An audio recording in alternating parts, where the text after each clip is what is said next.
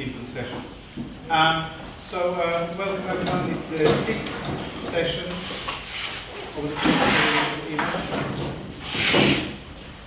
And just to remind you, the sessions are video recorded and they are on Dropbox in a folder, courtesy of Ben Lansky, who does the filming and the post-production. So thank you very much. Okay, so are we ready to begin?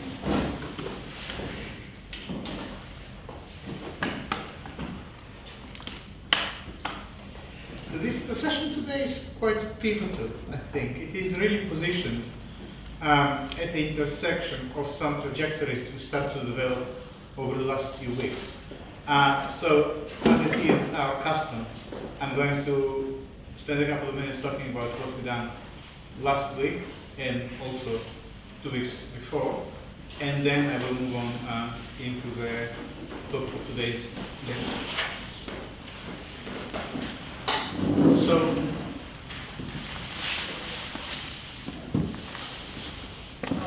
So last week I offered you this image. It's a provocation, but I don't think I managed to provoke anyone. Which is fine. As a sort of way of thinking about the connection between the visual language generated or produced by mechanical means and a certain form of politics that we come to know as fascism. Now this is not a very straightforward argument, but it roughly goes as something like this. There is a particular power to representation, and this power is for whatever reason, this power is related to the power of logical reasoning. We're going to explore that in a little bit more detail later, but just to put it on the table, so you see the connections. What this image suggests or tries to somehow capture in relation to Foucault's introduction to Anti-Oedipus. The suggestion that Foucault was advancing is that fascism is not over there. It is not something that the bad people do. No one wakes up one day and says, I'm going to be a fascist, like some kind of Iago, I'll be a villain. Foucault was saying, no, fascism is in the minutiae of everyday life, in our fascination with power, in our love of the negative, in our love of the law, in our love of obedience, in our willingness to accept our own enslavement as long as we can also enslave someone else. Our acceptance of this chain of command, our acceptance of this, what Marx calls, in a very different language and in a very different context, the logic of exploitation. Yeah, just to recap very quickly, because that might be a little bit helpful. What Marx is saying is the fundamental principle of capitalist society. Now, what is the normal approach? Generally speaking, the way it is discoursed in the media, or the way you will hear capitalism discussed in general terms, if not, people often will be talking about the free market as the defining mode of capitalism. Two elements are important here, freedom and the market. And what it means is that the market is the space where free agents are meet up to exchange goods. I come with my bag of corn, you come with your pair of shoes, we make the exchange, you have the corn, I have the shoes, we go home happy. So that is the idea of the free market. You don't want to exchange, you don't have to exchange. It's free. Yeah? And the only rule of the market is the rule of the exchange. Whatever you prepare to give for a bag of rice, that is the price of the bag of rice. No one comes to determine it. For that reason, it is free. Marx said, yes, that's what it appears to be like. And he actually, interestingly, it is in German ideology, uses the example of camera obscura. Camera obscura. Yeah? He says, just like in camera obscura, the image is upside down, and you need to turn it around to see things the way they really look. So it is with the way you perceive reality. You perceive the relationship in the market as free and based on demand. You know, kind of, there's no secret. But, hold on, this is just the negative. You need to develop it in the chemistry of dialectical materialism that Marx developed. And when you develop this negative in this dialectical process, what you will see that actually what is happening in this space called the free market is actually nothing, there is nothing free, and it's not a market, but it is governed by the logic of exploitation. Why? Because it's all very well to say that I bring a bag of corn and you bring a pair of shoes, but what if I bring my physical labor, I'm a laborer, and you are the factory employer, the factory owner. The only thing I have to sell is my labor. The only thing you have to offer me is employment. This is not, there is no freedom there, because if I don't sell my labor, I will have nothing to eat. So there is no freedom in that exchange. And what underpins this exchange is the need for profit. The profit, as Marx famously, very succinctly said, profit is stolen wages. I'm only giving you that very, very briefly. It's developed beautifully in the German ideology for two reasons. First, because it's really interesting how Marx takes the metaphor of the camera obscura, of photography basically, in order to explain how ideology operates. So basically, ideology makes you see the world upside down. Everything that appears to you as solid, in the famous words of the Communist Manifesto, melts into air. Everything solid melts into air. Everything sacred becoming profane. That's Marx and Engels in the Communist Manifesto. It's beautiful. You could sort of read it like a poem. Everything that appears solid is melting. Everything that appears real is fake. Everything that appears true is a lie. But it's ideology, like the photographic process, that causes you to see things in this false phantasmagoria. That's another nice word that Benjamin uses quite a lot. The phantasmagoria of capitalism, the phantasm, the illusion. Yeah? Okay, so it's interesting how this illusion that capitalism establishes as the general outlook on life is, for Marx, metaphorically at least, expressed through the model of photography. Maybe not so metaphorically. Maybe photography has something to do with creating this illusory world of free exchange, which kind of hides the way things really are. Why that might be the case? Because we move then from Marx to Leni Riefenstahl and her film Triumph of the Will, which is this documentary that is until today considered one of the greatest pieces of filmic work or photographic work. And unfortunately it was done to promote Hitler's rule over Germany. What is going on here? Why is that interesting? There is something about fascism and representation that allows us to investigate this connection. There is fascism in representation, and there is then the representation of fascism. So this is becoming interesting when Foucault is saying everyday life is pre-permeated with these tiny fascist tendencies. In the same way that the water supply in our taps is permeated with fluoride. Now that might be a very good thing. Children don't have rotten teeth, yeah. So that's kind of great. But in a sense, the chemistry in the water supply could be easily changed to something else. That might be not so great. But the point is that every drop of water carries within it this fluoride supplement. And that's what Foucault is saying about fascism. That's how it runs through society. How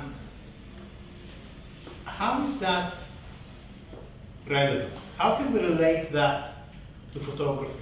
Well, this is another form of camera. This is obviously the M2 Leica, M3 actually. Very interesting camera in its own right. This is a camera made by an artist, Aim Belusky. He's an Israeli artist who did a lot of work around the occupation of Palestine. And he refers to his work as horizontal photography. Now, he constructs these cameras from clay he finds in the concentration camps that he visits. So he builds this camera obscura. He makes a slit. So in a sense, the camera can take pictures. And there are even examples of the pictures the camera can take. But in a sense, that is not so much the point. The point is not so much the pictures that the camera can take. The point is the camera itself.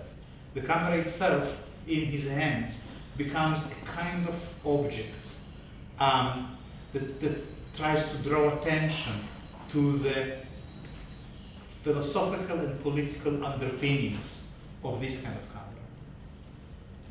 You know, whoever decided that the camera should have a single lens, they should have an aperture that allows you to focus on sharpness, that allows you to control the depth of field, that allows you to privilege sharpness over blur. All these decisions, they don't just happen. They come from somewhere. They come from a certain way by which the world needs to be grasped. And Belusky seems to be says you will have completely different photography. One that is not interested in sharpness, in accutancy, in depth of field, in the circle of confusion, but in other things that are not less interesting. So there could be another photography that is less focused on resemblance to the real world, less focused on what we might call realism. Also, that's not exactly the vocabulary I want to use with you today. So, I said earlier that what makes representation, or makes it possible for representation to collide with certain forms of totality, is that both totality and representation rely on a certain rational logic. Yeah? We're going to come back to that soon through looking at Deleuze, but just to give you a taste of what we're talking about. There is a certain logic that says, I think we mentioned an example earlier, 3 plus 2 equals 5. Okay, 3 plus 2 equals 5. Who will ever object to that? But Dostoevsky says in the Notes from the Underground, which was written in 1870s, roughly around the time of Marx and Nietzsche, he says, I simply don't like that. I reject it, not because it's wrong, not because I have a better formula to 3 plus 2. I reject it because I don't like it. What are you going to do? Are you going to force me to accept it? Then if you do, where is my freedom? So you see, there is a very interesting observation by a very, very angry man who sits in the basement and suffers from stomach cramps and writes this really, really angry text It basically says you cannot have it both ways. If you want to establish 3 plus 2 as 5 as the universal objective necessity, don't talk to me about freedom. If you want me to have freedom, allow me to choose whether I like that or not. So that's the point in the history of Western thought where this attack on rationality is expressed in quite succinct form through Dostoevsky. Earlier, let's say 50 years before that moment, I would say that Kierkegaard had very similar thoughts about the danger of necessity. It's Kierkegaard's rejection of necessity that prompted him to invent existential philosophy that deals with questions of being rather than with the logic of reason. So it seems that there is a certain connection between forms of totality from different registers. This form of mathematical certainty seems to have a kind of correspondence with the political certainty. But it's also quite interesting, and I'm only mentioning it very briefly before we move on, it's also quite interesting that Dostoevsky said that in 1870s. I just don't like 3 plus 2 being 5. But about 50 years later, in 1920s, Gustav Gödel, the great Austrian mathematician, developed his theorems of undecidability that demonstrated that every arithmetical system will have within it undecidable elements. In other words, it is impossible from within a system to prove whether it is true or false. Yeah? So no system can fully account for itself. Yeah? No library book can contain the information about all the library books. Yeah, or something like that. There are many various illustrations to that. The one we're going to deal with today is called the image of thought, but it's really drilling down onto the same paradox. It's a very ancient paradox. It's also called sometimes the paradox of the liar or the paradox of the Cretan. You remember that? I think I told you about it, yeah? I'm from Crete. Everything I tell you is a lie. All Cretans are liars. So is that true or is that false? It's a paradox. Yeah. Now we somehow manage to ignore the challenge that paradox poses for rational thinking. But it comes back with quite peculiar force, not only from such sort of mystically inclined characters as Kierkegaard and Dostoevsky and Nietzsche and all the other crazy people. Can't you even go back to pre-Aristotelian times? I just did. Think of Heraclitus? I just did, yeah, because I spoke about Zeno. But you're right, yeah, absolutely. You never step into the same river twice. Pantarei, of course, yeah. Absolutely. That's the first, I think, known notion of paradox or expression of paradox. It is a good expression of paradox. I think it's a paradox that deals with slightly different. All paradoxes have something in common. The interesting thing about the liar's paradox is that it specifically exploits the vulnerability of any logical system. I would say that the Pantarei, you can never step into the same river twice, perhaps is more focused on notions of duration and presence. But because I'm now dealing with the inherent vulnerability of logical systems. Because all I wanted to say, without getting too distracted, is that while in the 19th century, it were all these sort of dreamers and people who ate too much opium who came up with these things, In the 20th century, it was scientists like Goodale, like Niels Bohr, and you remember the story about him and Einstein looking at the moon, like the scientists who worked on quantum physics, Planck. A guy called Stefan Pascu, who was Romanian and worked on the logic of the included middle. Okay. So he would also definitely fall into that Okay. thought that did not see a clear delineation between two opposites. So The point I'm making is that at some point, it looks like science started to catch up with something that philosophy had a hinge of. Now, it's interesting to see where Freud sits in this nomenclature as a scientist and a scientist and a philosopher and someone who deals with the unconscious. But that is really something we won't have time to explore today. Today we're going to look at a fascinating text by Deleuze, The Image of Thought, from his book Difference and Repetition. And this book is his PhD dissertation. It's written like a PhD dissertation. It could be half the length. But you know, when you need to write 100,000 words, that's what you do. That's what you need to do. So it could easily be shortened, but it is still a marvelous, marvelous book. And I think The Image of Thought is perhaps the most interesting chapter in the book, and perhaps the most important. That's definitely what Deleuze thought. So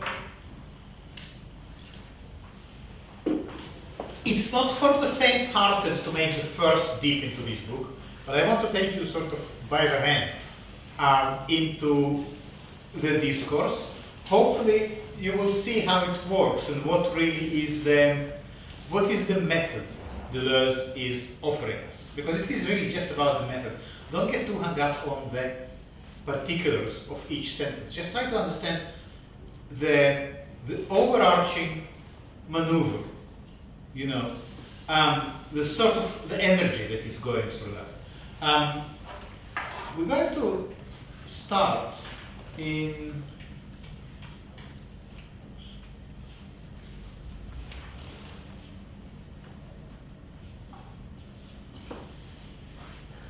okay, here it is. So, very briefly, a while ago, Stephen Hawking was at a conference with Google, and he told them, philosophy is dead, philosophy is over, you know, and it comes from I have it on good authority. It comes from the Telegraph, no less. So he said, philosophy is over, philosophy is finished. It could not keep up. Science has the answers. Philosophy now is dead. So that kind of was quite interesting, but it's a very old argument that philosophy is dead and science has all the answers. Science, of course, has all the answers. There is, however, a little problem with this expression, because we might want to ask Professor Hawking this statement that philosophy now is dead and science has all the answers. What is it? Is it science or is it philosophy?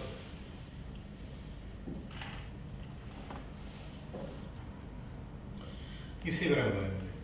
It's hard to see this sentence as science. Well, then it must be philosophy. And therefore, it seems philosophy still has something to say, even if it is concerning its own death. And what is death anyway, from the perspective of a scientist? How can you talk about something that you know nothing about? Interesting? To me, it's quite interesting. It reminds me, my first year as an undergraduate student of history of ideas in a far-flung university.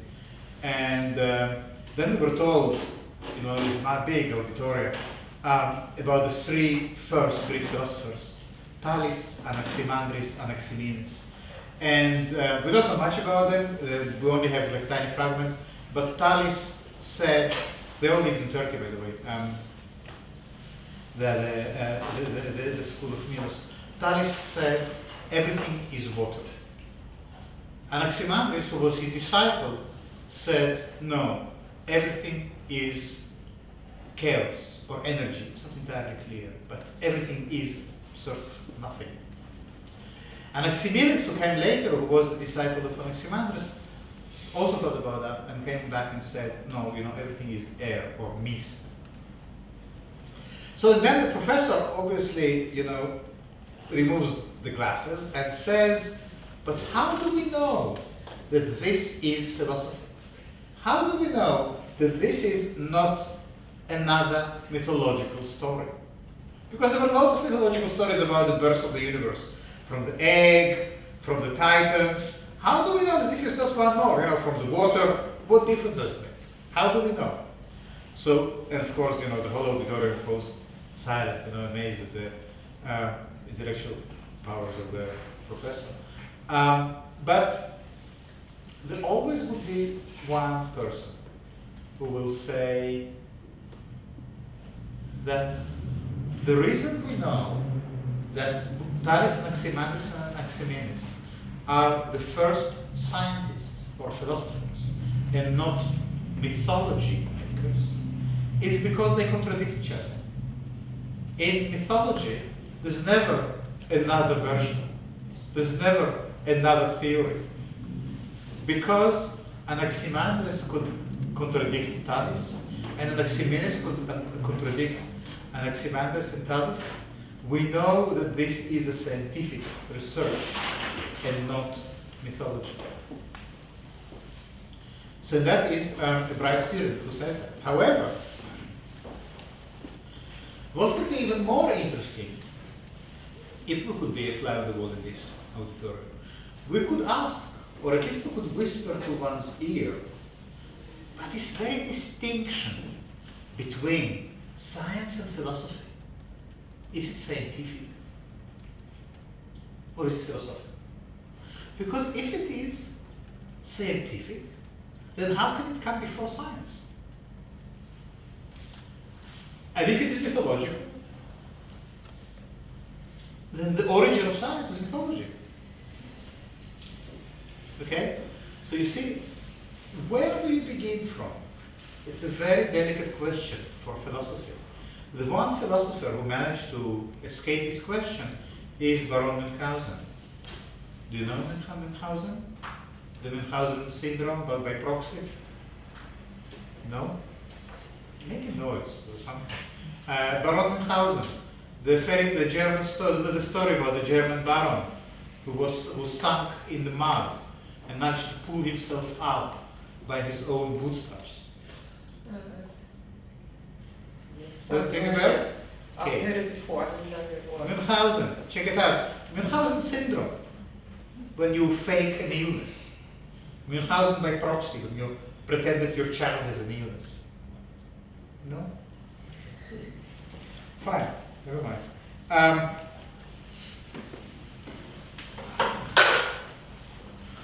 So, this is the story of Stephen Hawking, and now let's have a look at the text. I think you have now some background to see where the Deleuze is coming from.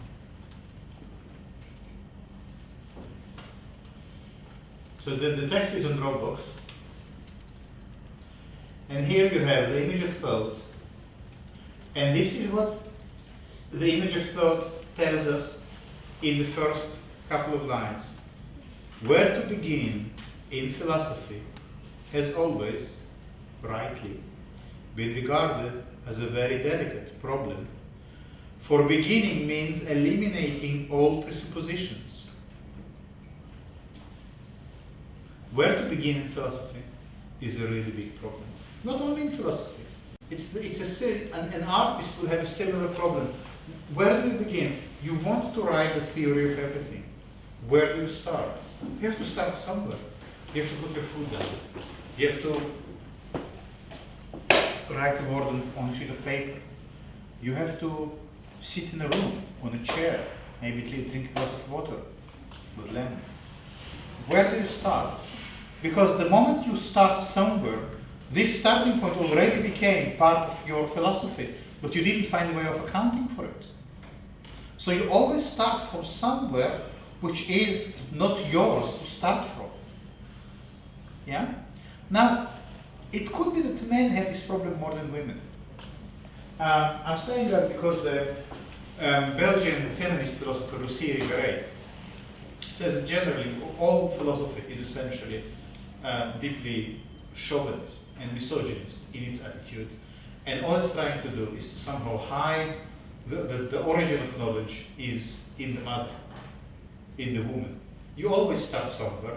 You start with the mother. That's the life-giving moment that all philosophy tries to ignore. And that's why we say we start from light, we start from the logic, we start from doubt. So she says, no, you start with the mother. But the mother, is not a scientist. Is maybe telling sort of old wives' tales to the child, or some kind of fairy tales, God forbid, about the Little Red Riding Hood. Not a reliable source of knowledge, the mother. And yet, that's where you start. So you see, philosophy somehow cannot get rid of this philosophy cannot get rid of this mythological origin. What the mother does, it tells mythological stories to the child. The Centauri and Medusa, that's what the mother tells you. And that's what it seems science cannot shake off. So, where to begin in philosophy has always, and rightly, been regarded as a very delicate problem. For beginning means eliminating all presuppositions. So, in science, you see, it might be easy because science, at least it's possible in science to eliminate all the objective presuppositions. But in philosophy, it's not enough to eliminate the objective presuppositions.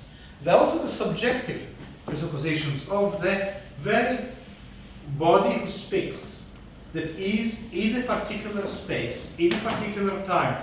When, for instance, Descartes is saying,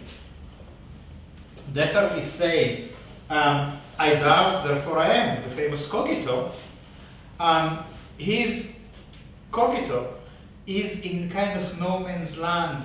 It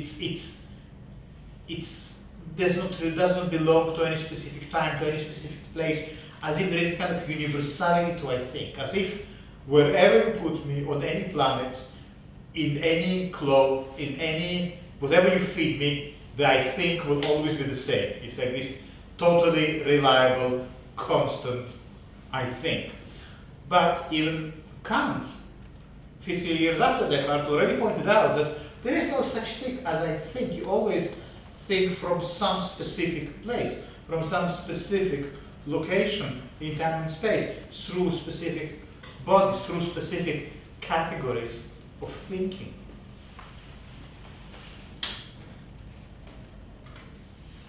And so, for that reason,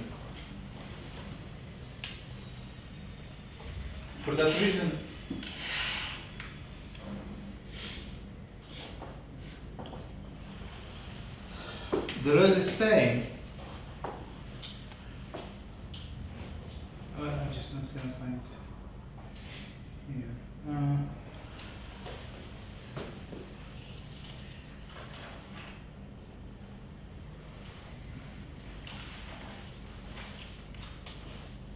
here. As a result, when the philosopher says, I think, therefore I am, he can assume that the universality of his premises, namely, what it means to be and to think, will be implicitly understood, and that no one can deny that to doubt is to think, and to think is to be.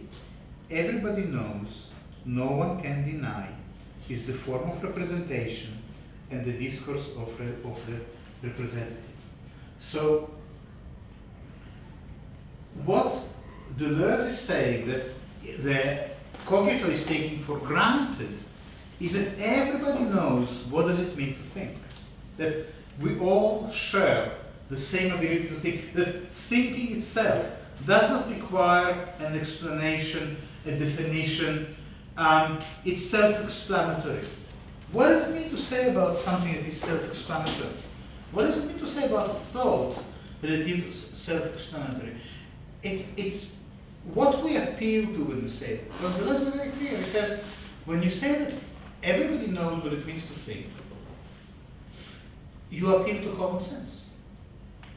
Common sense, or the good sense, or the true sense. You appeal to common sense. Now,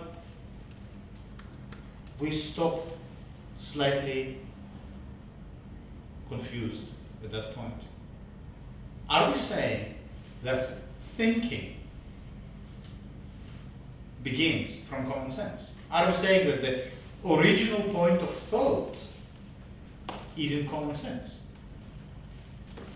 Common sense also says, for instance, that the sun is rising in the east and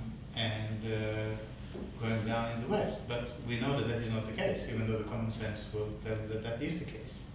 So we stand in front of this assertion, slightly bewildered. And what is interesting is that everybody knows, no one can deny, is the form of representation and the discourse of the representative. Yeah, this is a very interesting point, because as you see, we're never too far away from how the image operates. And representation, of course, is a key, is perhaps why we like photography so much, because it is the common everyday form of representation. Representation here seems to be connected with the very foundation of what it means to think. And this foundation is grounded in something commonsensical, in something that everyone knows, in something that does not require any proof.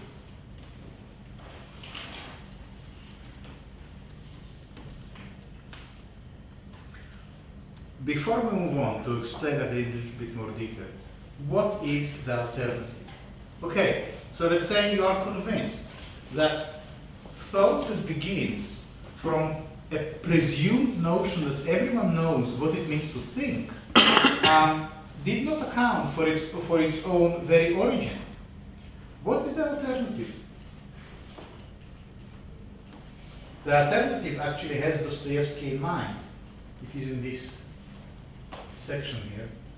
At the risk of playing the idiot, I don't need to tell you that Idiot is one of Dostoevsky's great novels. At the risk of playing the idiot, do so in the Russian manner, that of an underground man, the one who said, I just don't like 3 + 2 being 5. That of an underground man who recognizes himself no more in the subjective presuppositions of a natural capacity for thought than in the objective presuppositions of a culture of the times, and lacks the compass with which to make a circle. And here, Shestov. Shestov is a very interesting Russian philosopher. With the questions he poses, the ill will he manifests, the powerlessness to think he puts into thought. Notice that, the powerlessness to think he puts into thought, and the double dimension he develops in these demanding questions concerning at once both the most radical beginning and the most stubborn repetition. So, now, Deleuze's text is dense. It's like someone once compared it to a very dry biscuit. It's very, very dry, but it's also delicious, you know. So I want you to really taste the crispiness of it, you know. There is something absolutely magnificent at thought that operates at that level. What Deleuze is saying, if you don't want your thinking to begin from a point of common sense, because what good thinking will do if it starts from something that everybody knows? How do we know that everybody is not wrong? We want to start from something better than that. He says, then you really need to take a leaf from the Russian book, from the book of Dostoevsky and Shestov, who reject rationality, reject thinking in order to be able to think. So if you want to be able to think, begin from rejecting thinking. Reject this analytical, logical thinking that takes common sense as its ground. You need to find a completely different way to do your thinking. In a completely, entirely different way.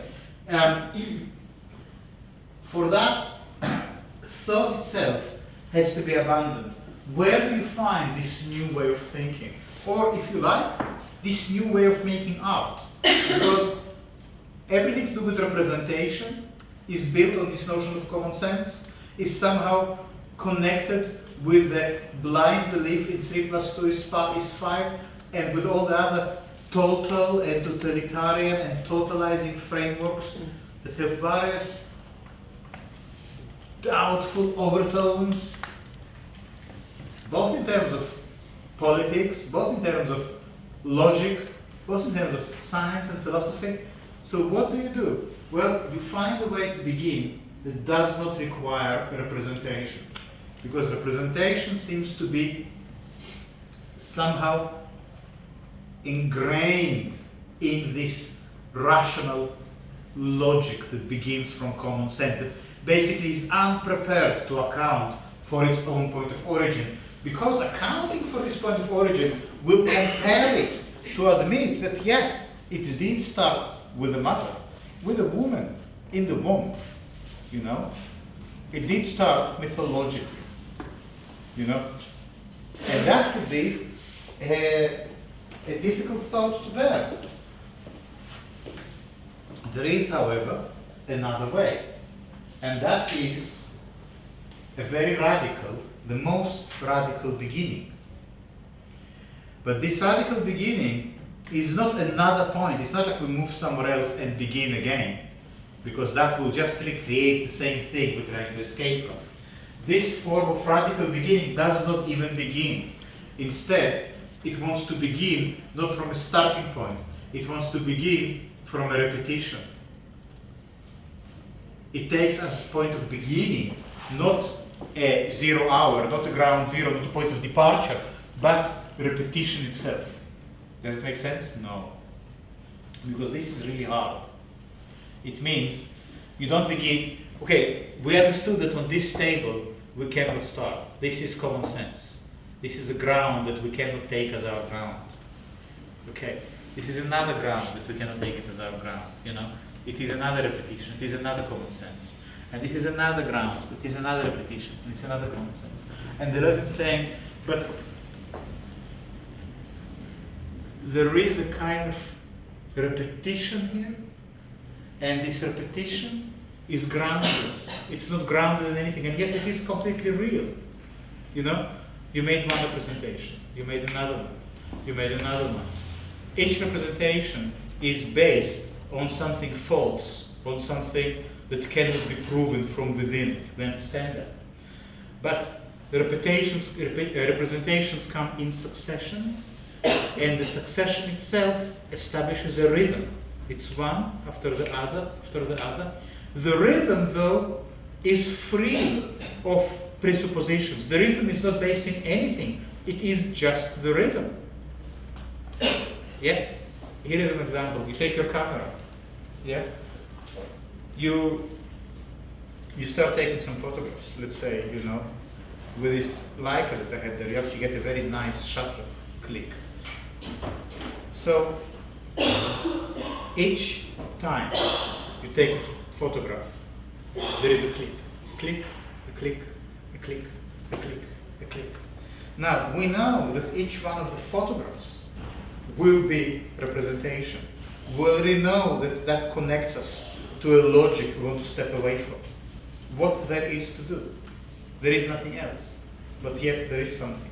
Because this frame after frame after frame after frame established a sequence. Click, click, click, click. So there is something else apart from each individual image. They also form a rhythm. They also form a sequence. And the sequence, while each step of it is representational, while each step of it is probably going back to this unsustainable logic of reason, the way the steps align into a series, into a sequence, creates something else, creates a kind of rhythm, creates a rhythm made of the differences between the frames. Yeah? So we don't only have, let's say, 8 tables here around the room, we also have the gaps between them. What is more important? The gaps or the tables? Well, what you will see Deleuze is trying to suggest is that it's not a very obvious question. Okay, how are we doing? So,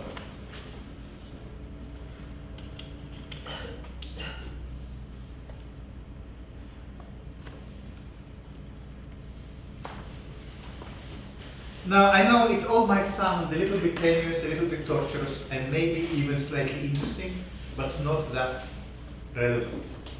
So I'm going to try to show you where is the importance of that? How can you actually work with this way of thinking? What this way of thinking is putting on the table is that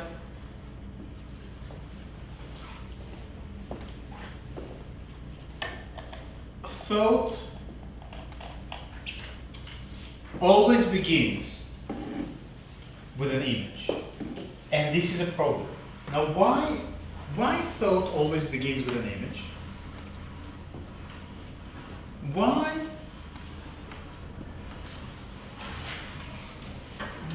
Professor Stephen Hawking falls back into philosophy, even though he tries to say that philosophy is dead? Why it doesn't seem possible to begin science saying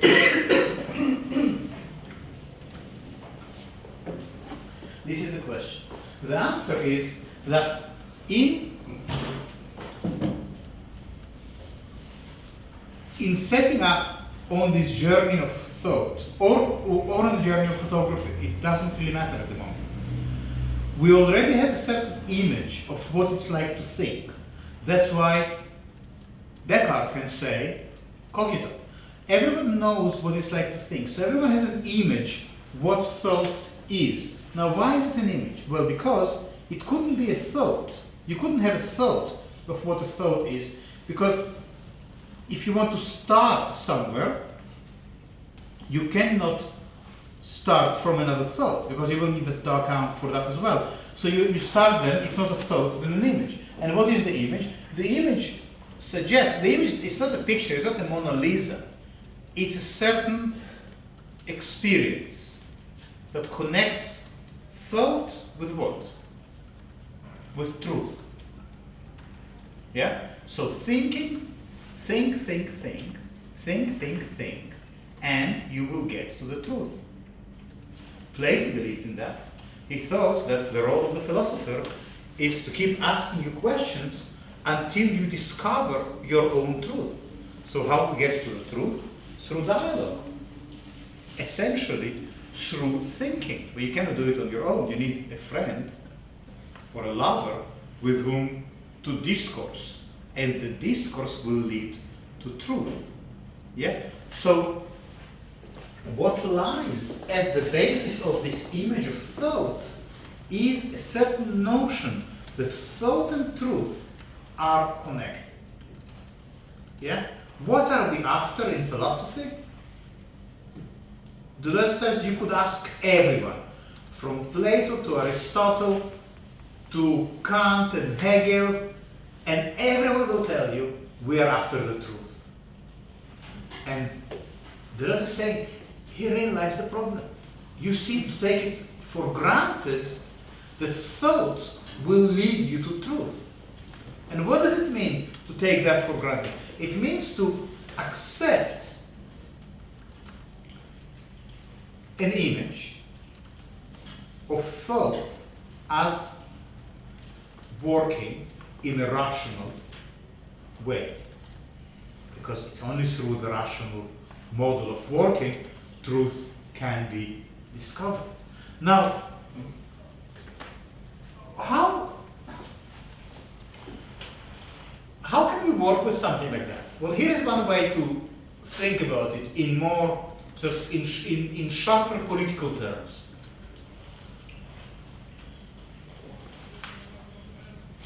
The basic, and I mentioned it to you earlier in another conversation, but I think it's quite important to bear it in mind.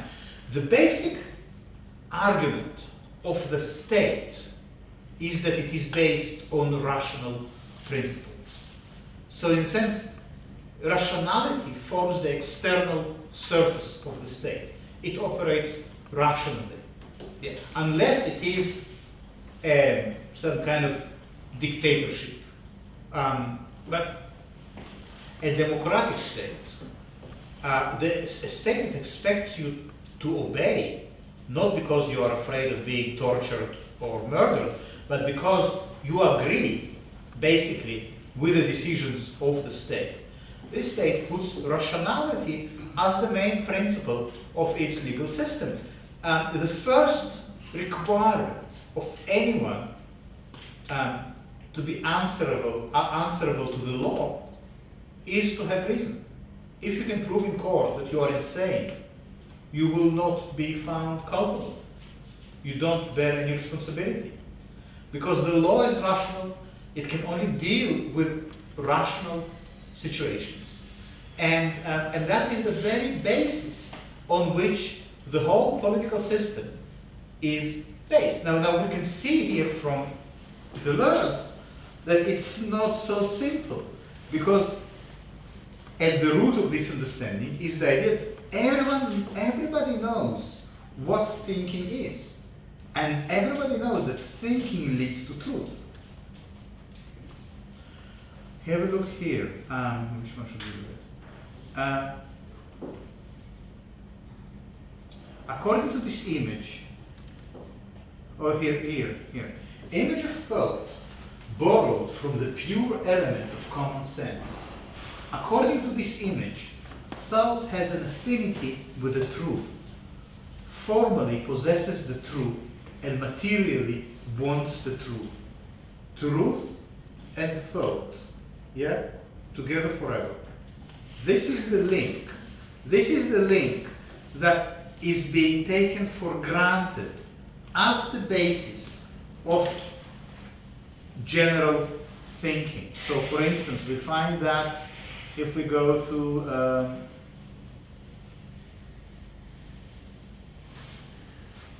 Aristotle, and that's a very interesting passage. It's from the first page, book 1, page 1 of Aristotle's Metaphysics. All men by nature desire to know. An indication of this is the delight we take in our senses, for even apart from their usefulness, they are loved for themselves. And above all others, the sense of sight. For not only with a view to action, but even when we are not going to do anything, we prefer seeing, one might say, to everything else. The reason is that this, most of all the senses, makes us know and brings to light many differences between things. So there's a lot to contemplate in this paragraph, but all men by nature desire to know. Knowledge is natural. Not only it is natural, it is also a desire. There is a pleasure in knowing, and there is something natural, organic to it. And the most love of the senses is obviously the sense of sight. Okay, just park this thought for a second, and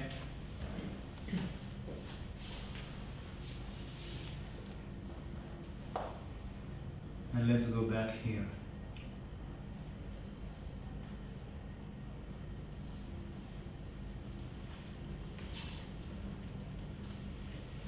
So, Deleuze is saying that Nietzsche perhaps was the first one who said, we are not interested in the truth. This was the first philosophy that said the truth is the suspect. That really is a kind of a momentous event when, if you like, a lot of what we later came to call postmodernism relates to. Because what is happening when you say we don't begin with the truth? We don't begin with this notion of thinking that leads to logical conquest. All you have left is variations. All you have left is versions, interpretations, discourses. Without truth, they all have their own value. But you don't have the arbiter who can choose between them. When Nietzsche questions the most general presuppositions of philosophy, he says that these are essentially moral, since morality alone is capable of persuading us that thought has good nature, and that the thinker a good will, and that only the good can ground the supposed affinity between thought and truth. This is interesting. Nietzsche draws the connection between truth and morality. 3 plus 2 = 5 is not only a mathematical statement, it is also a moral one.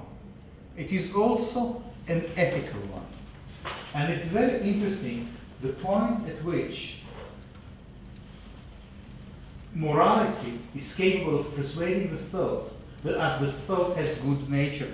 It's a bit like the state is very good at persuading us that it has good nature, that the laws it passes and the way it rules the land is generally good, benevolent, logical, in our interests.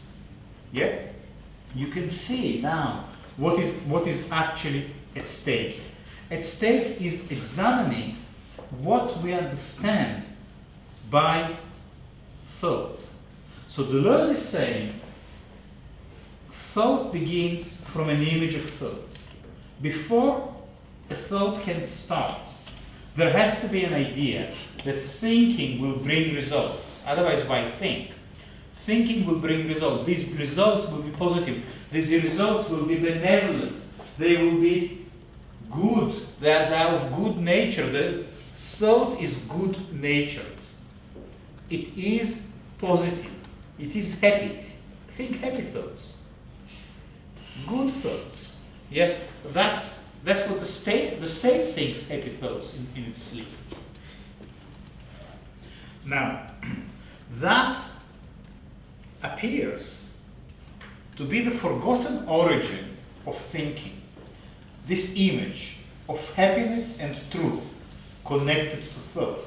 Now, again, why is it an image? Well, of course, it cannot be a thought about a thought, because the thought itself has to have an origin.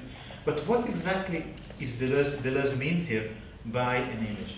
Well, if the origin of thought cannot be in thinking, where can it be? Well, it can be in a sensation, in an experience. And here I have a quotation that I selected into the presentation. Yeah. It's from the same chapter, but as it's slightly longer section, I thought I'll put it up at least.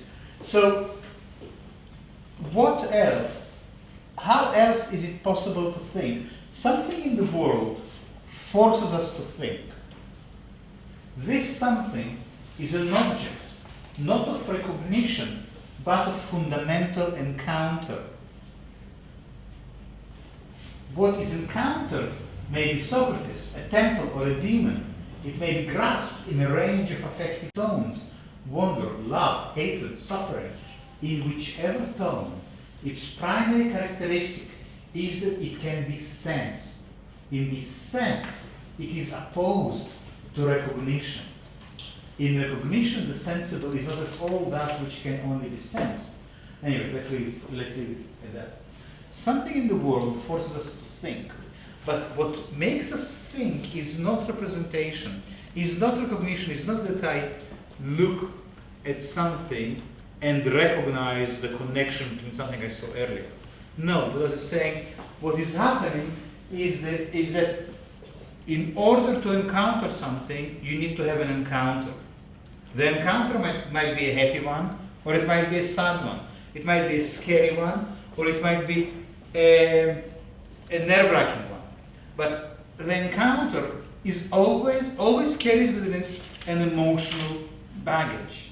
Yeah? So how your day be? What happened today? So you put on your clothes, you had a cup of coffee, and this encounter with the coffee made you feel happy.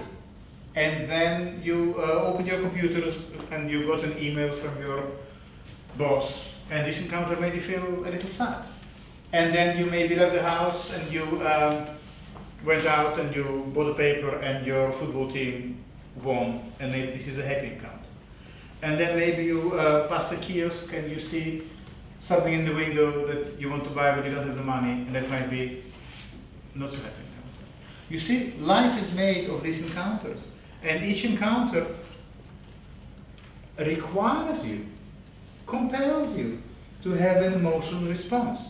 And Deleuze is saying, well, don't think of that the emotional response is a kind of aftershock or after effect. It is it. This is the thing. This is the thing that causes you to think.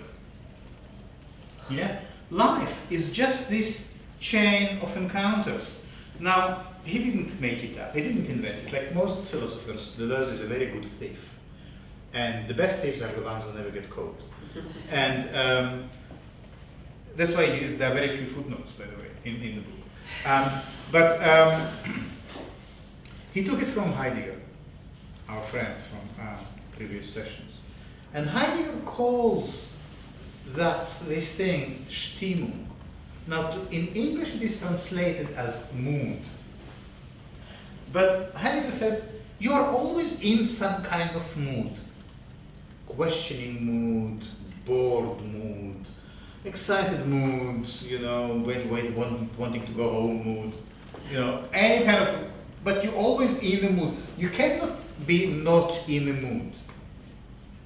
You are, and the mood is how you are installed in the world.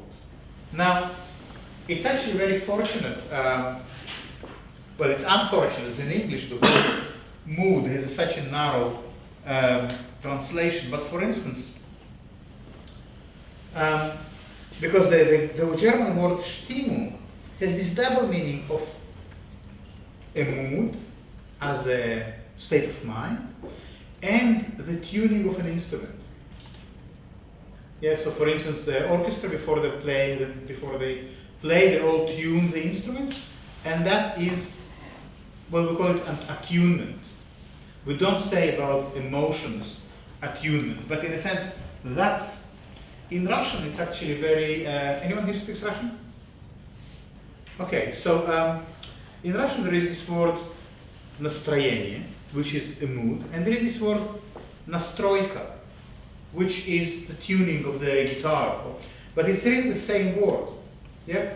So настроение, настройка. See, in English it's a bit harder to see the connection, but it's almost like every situation in life requires you to tune yourself, to tune your inner strings, from highly strung to not so highly strung. Yeah, and it's this attunement, this constant change of pitch. That's basically what life is about. Yeah, life is about continually tuning your inner string in response to these encounters. So the object of encounter really gives rise to the sensible with regard to a given sense. So here we have a theory of perception or a theory of knowledge that completely does not rely on representation, offering instead something like attunement.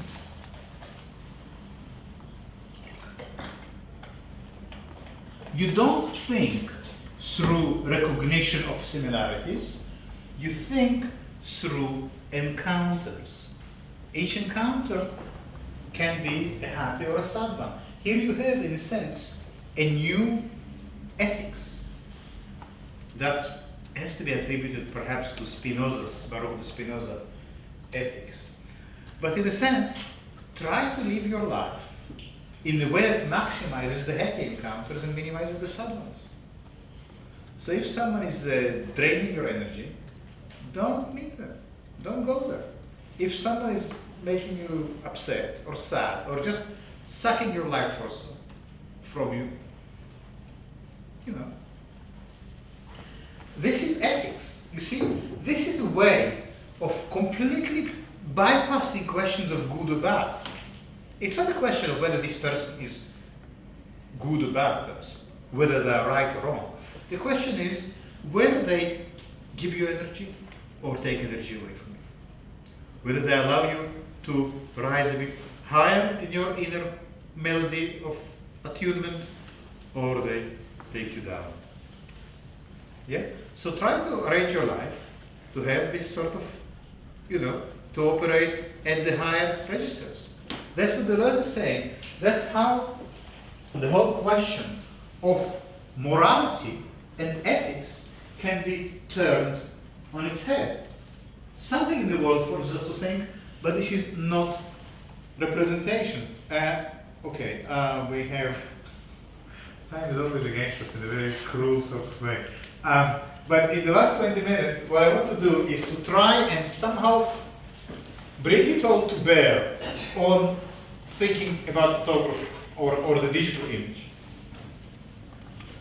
Because I'm very intrigued with this question. So if we understand that thought begins with an image, what image begins with? Yeah, is it a legitimate question? Another way of asking the same question would be to ask what photography and philosophy have in common, besides the obvious observation that they both don't require any previous knowledge. What photography and philosophy have in common? Well, they both seem to have some kind of relationship to light as the source of truth and knowledge. Yeah? They both begin from a certain image of what it's like to know. Yeah? In photography, in philosophy, thought gets you to truth, and thought is happy and positive and benevolent, and all men by nature desire to know. And in photography, light seems to be also the source of knowledge and truth. The image seems to be the source of truth, and all men by nature desire to have a camera, to have a phone, to do selfies, to photograph their food. It seems that there is a kind of almost perfect analogy between philosophy as this metaphysical obsession with light as the source of truth, and photography as a very similar metaphysical obsession with light as the source of truth. Okay, if we understand from Deleuze that this way of philosophizing, this way of thinking is not only logically failable, it's also politically dangerous because it is leading us to a place of complacency with the state.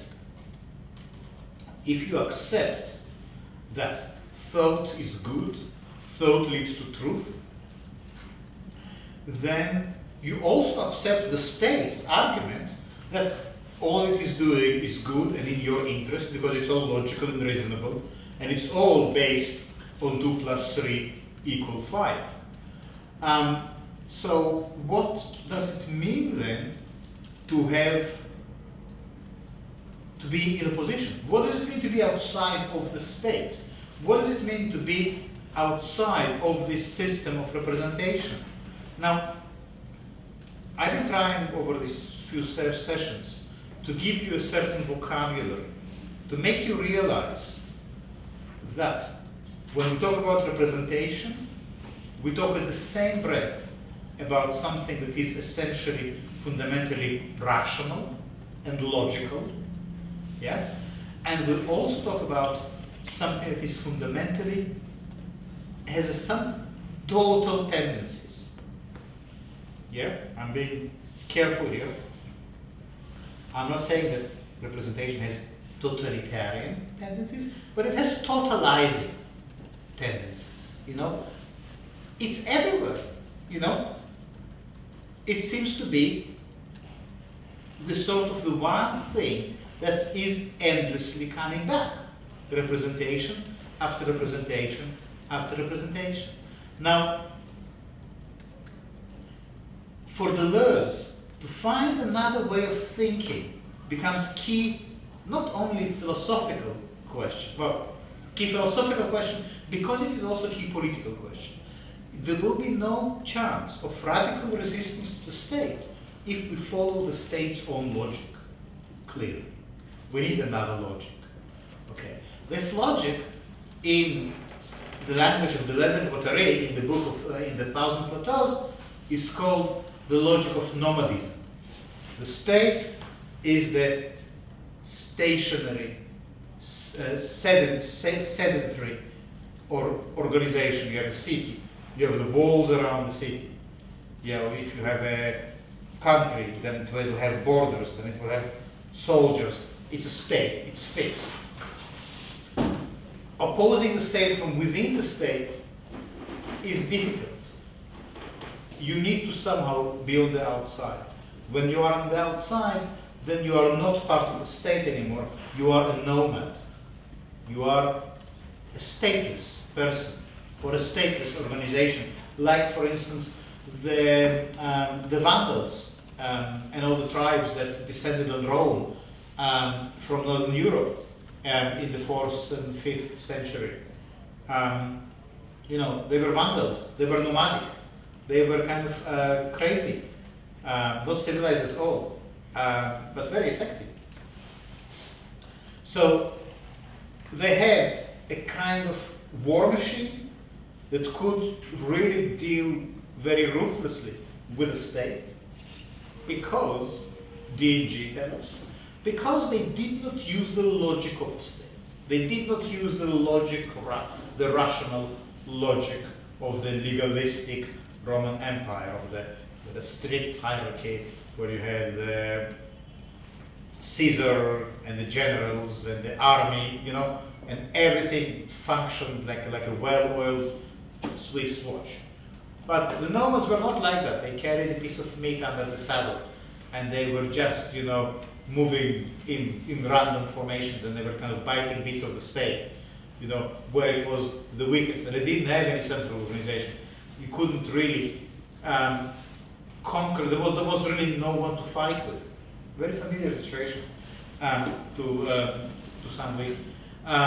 We know about. But the point is that this is another logic, and this logic is not hierarchical. You could also say this logic is non-representation. Okay. Now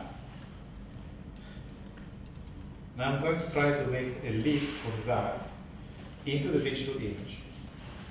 The leap is not that hard, actually, because we already know that the digital image is not analogical, it's not linear, it doesn't have this notion of the telos as the connection from the start point to the end point.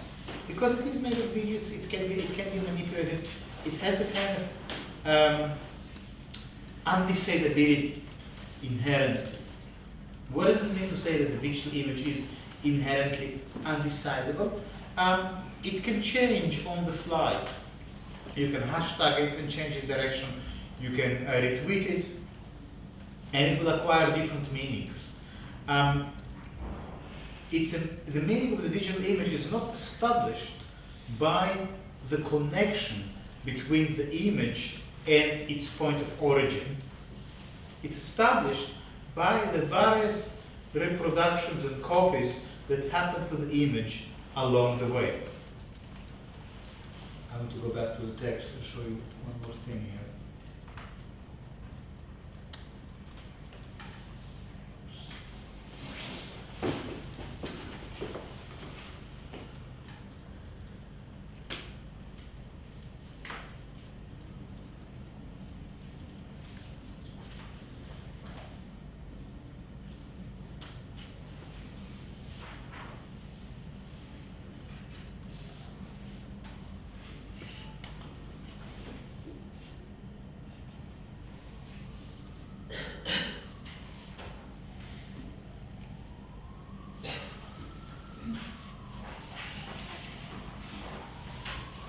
Okay, here I think this is the passage I'm going to read about for a few minutes. When Deleuze is saying there is something else that can be uncovered in between all these endless repetitions, and this is the logic of difference. The book is called Difference and Repetition.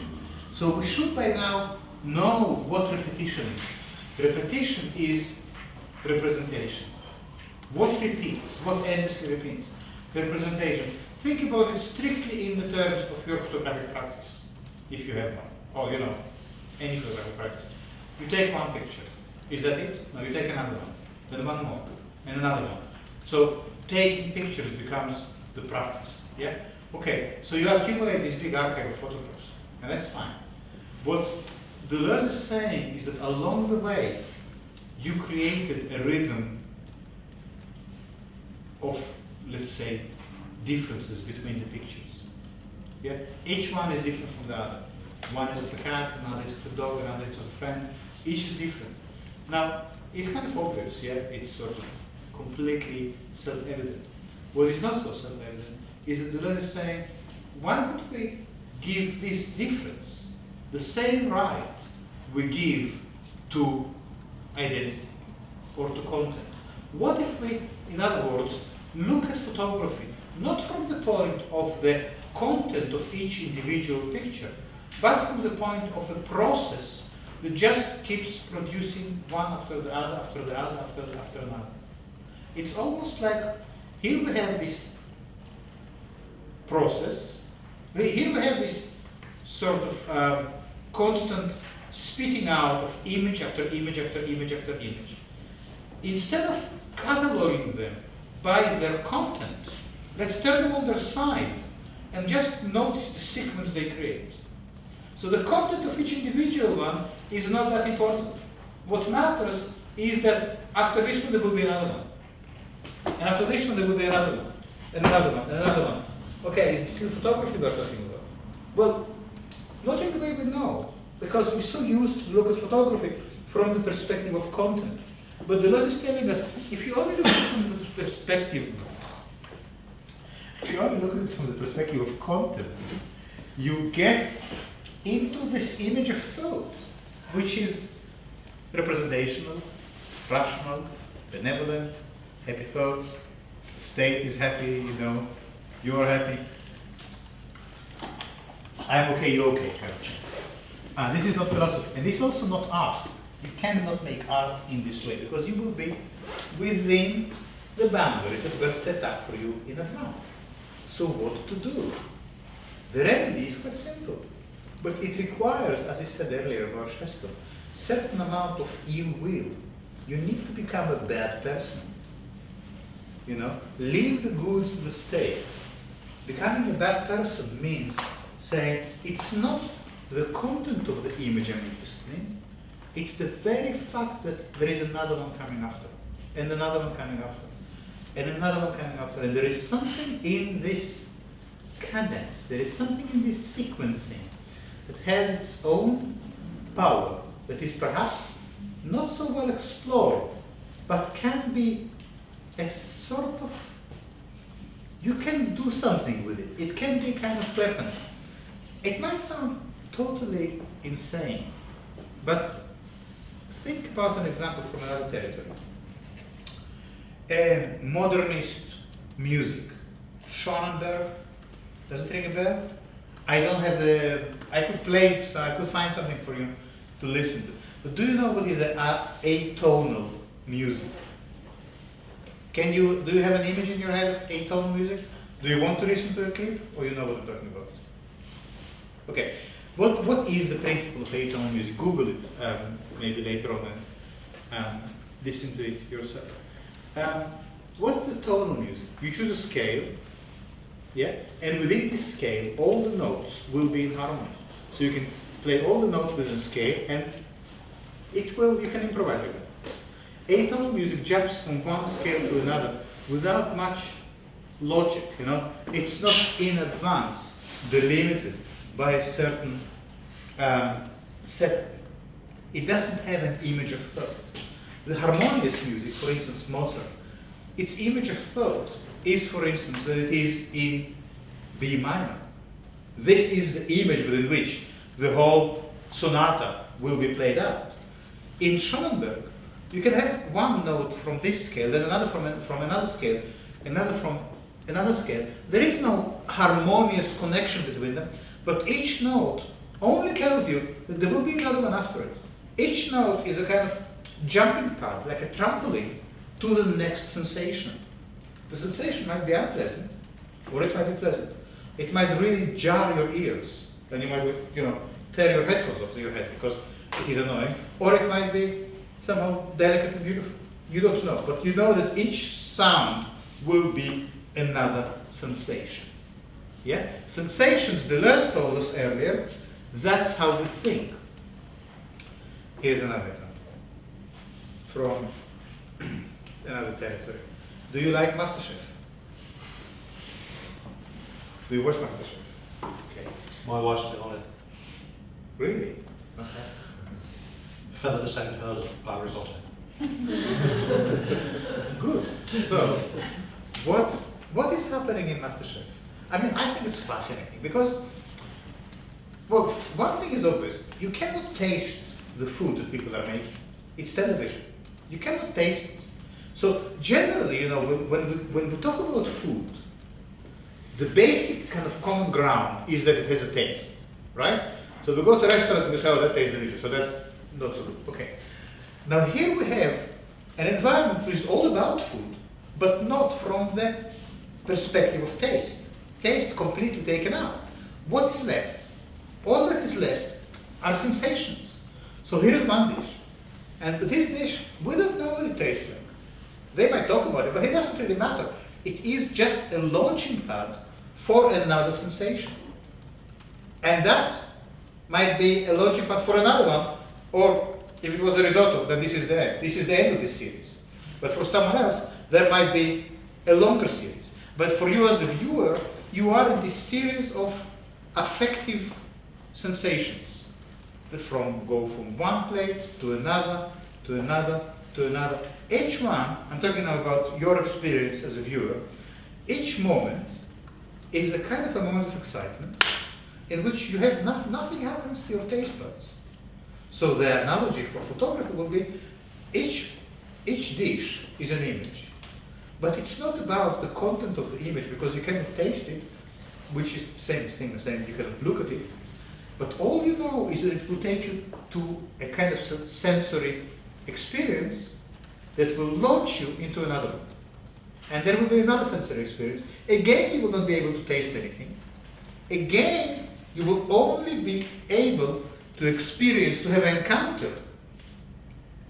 Whether sad or happy, because you might really like this person and you want them to win, and and then there's souffle tries, and so you have a sort of sad experience. But then you go to the next one, and there you might have a happy one. And this is MasterChef. It's just made of this, like a pearl necklace of affective shocks. So you see, it is about food, but it's also not about food as satiation or taste, because that doesn't work on television. Now, how would you think about photography in that way? In a way that is less concerned with the content of the image and more with the next image available. Well, actually, it is happening all the time, and I would say this, it's not a finitude. invented. This is the logic of the online image. It is a logic that has something to do with this infinite abundance. You know, there's always another image on the horizon. There's always another swipe. There's always another thing coming. In a sense, the content becomes much less important than the possibility of going from that to the next, from that to the next. And it is this, if for instance you are browsing your Facebook news stream, what exactly are you doing? Well, first, it's not entirely clear whether it is your work time or leisure time. And it's not a question of whether you do it at work or at home. But it seems that already the familiar distinctions between work and leisure seem to completely evaporate in this activity. But more interestingly even, it seems that information and labor and making are all kind of meshed into one, and then each item curated by Facebook and supplied by various people with whom you are connected, and edited and assembled by various algorithms that get continuous feedback from the way you interact with this stream. They serve you this endless, well, basically MasterChef, endless MasterChef experience, in which each element is, well, it has some content in its own, but it also a jumping point to the next one. So we are in this dimension of a total music. So, you know, that's why it is quite interesting to look at the way artists work with notions of series, with notions of multiplicities, because, and here I'm going to go back to Deleuze, because what the image of thought chapter allows us to do is to say, in photography, it's not the image. You know, like it's not the economy stupid. It's not the image stupid. It's the difference between images. It's the gaps between the images. It's the, as this really silly thing I was said earlier, that, you know, that is gaps between the tables. They are different. Well, they look the same. They probably came from the same place. But they are different tables, and they only can, so there has to be, before there can be these individual tables, there has to be some kind of difference that holds them together. Yeah? So there is a kind of difference that holds together all these images. That's why the book is called Difference and Repetition. For Deleuze, the political aspect of it is that Deleuze is saying difference is what we have to forget in order to build our logic on thought that leads to truth, in order to build a society that is operating in your own good and thinking positive thoughts. We have to somehow find a way of repressing, suppressing, and pushing down the whole notion of difference. And we have to install identity as the manager of difference. Yeah? So this is really in a nutshell. This is the whole story. Politically, you can see where it's going. When identity gets privileged over difference, well, tough luck if you are different. You know, it might be not so good. But if you are identical, you have a great time. You can also see how it somehow manifests in relation to the image. It's not the representational aspect of the image that making the difference here. It's not the representational aspect of the image that making you think. It's the encounter that makes you think. Because the encounter is this attunement, is this Stimmung, is this, it just happens. It's the event. You remember we spoke about the event a couple of weeks ago? The event of the encounter does not specify what you encounter. You might encounter a bus. Well, tough luck. That's a bad event. You might encounter, a friend or a cat. That's a great event. But from the perspective of the event, it's just an event. Okay, so it's very tricky to somehow round it up in a convincing way. But I will try to read to you one passage from the conclusion to this book.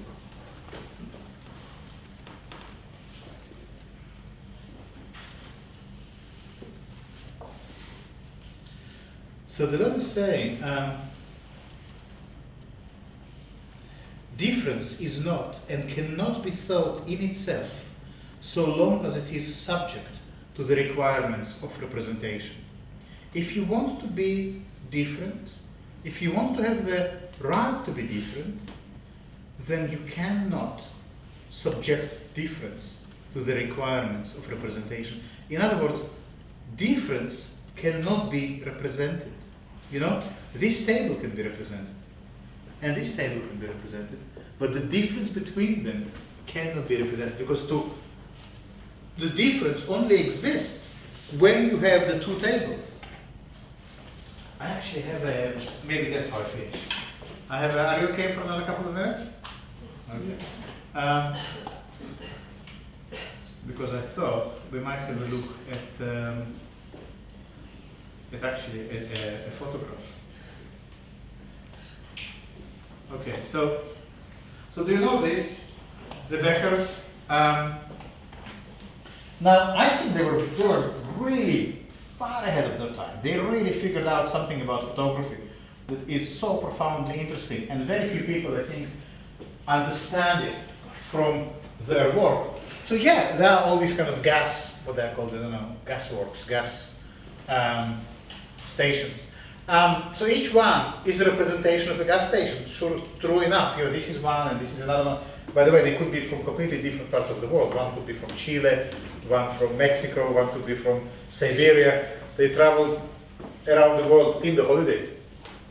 Sometimes I think at least one of them wanted to go somewhere warm, but they decided to park the cameras. And anyway, each one is a representation of a specific construction. But what is happening when they put them up like this, like a contact sheet? What is really being shown to us here is not the individual gas silos, but the difference between them. Now you can see it. But this difference cannot be represented. It's only here because there is this repetition of representation. It's the repetition of representation that allows difference to be manifest, allows us to hear it. So here you have difference being photographed and presented to the eye as an image. Well, maybe not as an image, but as a thing that is the closest to the image. Yeah? Because it is not the image, but it's the thing nearest the image. Yeah? If you are a Heideggerian, if you've been reading Derrida, for instance, then you could say that this is the arch image. The arch image, the original image, the image, is this gap between the images. Now, why I'm saying that the Beckers were far ahead of their time, and this is the last thing I'm going to say, is because if you Google one of their creations, then you get that. And that is Google imaging, which is, to my mind, the most interesting art form we have today. The Google image algorithm is not just an algorithm that serves as pictures, it's also a very interesting, profoundly disturbing aesthetic proposition that also carries its own form of truth, its own form of benevolence, its own idea of governance. So these are the things we will need to unpick in the next two sessions. Thank you very much.